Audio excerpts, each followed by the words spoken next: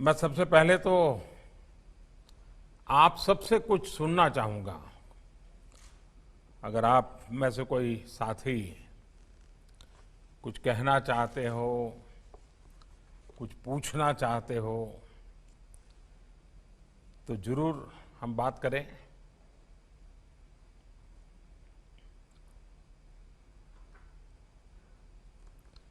कौन शुरू कर रहा है आप में से?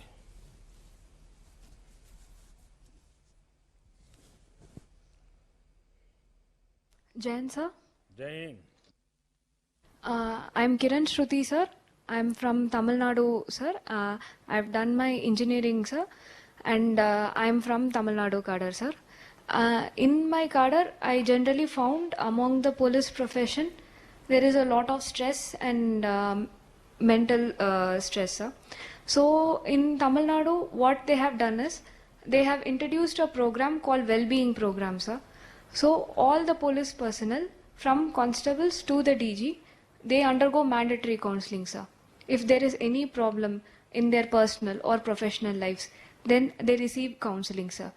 Because of this, all they find that their stress is reduced, and they find that they are able to do their work with much more energy sir, and they find that they are much more enthusiastic, motivated and happy to do the job. And the public also feels that because of this, they find the police much more easier to engage with. This I found very impressive sir. Jain sir. Vanakkam. Vanakkam sir. तो आपने engineering छोड़ करके ये रास्ता क्यों चुना? Sir, I always had the ambition to go for civil services, sir. So, after engineering, I worked in State Bank of civil India. Service does not mean कि uniform वाली service. Sir, my family always had a regard for uniform services, sir.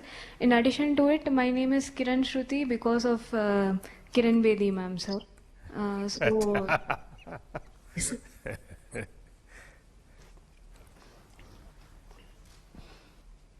आपने एक नया विषय बताया, मुझे लगता है जो बाकी आपके साथी हैं उनको भी वेल बीइंग ऑफ कैडर, कोई न कोई इंस्टीट्यूशनल व्यवस्था, मैं समझता हूं ये एक अच्छा प्रयोग है। क्योंकि सिर्फ पुलिस नहीं, कोई भी काम, अब बैठिए बेटा, कोई भी काम आज की जिंदगी में इतनी आपाधापी है और जिसके कारण तनाव भी रहता है, वर्कलोड भी रहता है, प्रेशर रहता है और हर किसी को रहता है। किसान को भी जब खेत में काम करता है और अपेक्षा से ज़्यादा बारिश हो गई तो एकदम से तनाव के माहौल में काम करना पड़ता है, कम हो गई तो भी चिंता रहती है। तो ये जीवन का ये हिस्सा है।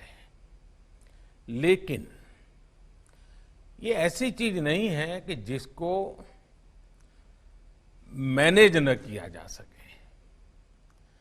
और अगर साइंटिफिक तरीके से अपने व्यक्तित्व को, अपनी क्षमताओं को और अपनी जिम्मेवारियों को अगर बहुत संतुलित तरीके से समझ करके हम व्यवस्था करते हैं तो आप देखिए, आप बड़ी आसानी से चीजों को मैनेज कर सकते हैं। ये बात सही है कि आप लोगों का क्षेत्र ऐसा है कि जिसमें अनएक्सपेक्टेड बहुत कुछ आ जाता है और उसके लिए खुद को हमेशा तैयार रखना पड़ता है और इसके लिए रेगुलरली ट्रेनिंग होना जरूरी है। मैं आप लोगों से आग्रह करूंगा कि आप जब फील्ड में काम करेंगे तो पुलिस थाने के लेवल पर, वहां पर 10-12 लोग मान लीजिए आपका महकम है, तो उस इलाके में कोई न कोई ऐसे लोग होंगे जो ऐसे विषयों पर बड़ी सरलता से बातें करते होंगे। कभी 15 दिन में एक बार, कभी महीने में एक बार घंटे भर के ऐसे महापुरुष को बुला लिया।